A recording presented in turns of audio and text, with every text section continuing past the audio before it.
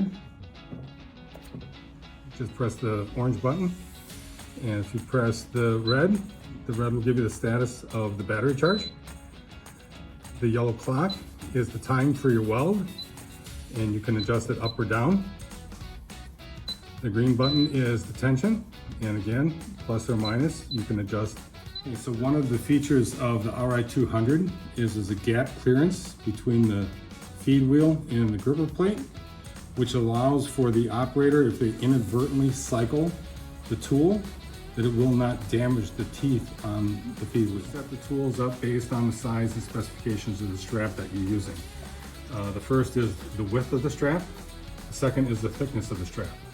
The width is important so that when we insert the strap into the tool, the guide plates are set up in the correct place. So to prepare your strap for the tool, you feed the strap around the tool, bring the leading edge back up, overlap the two layers of strap. Grab your tool, lift up on the handle, which opens up the feed wheel, slide the strap in, make sure it's pushed all the way back to the strap guide. Then you're ready to pull your tension. When you get to the tension amount that you want, you press the start button.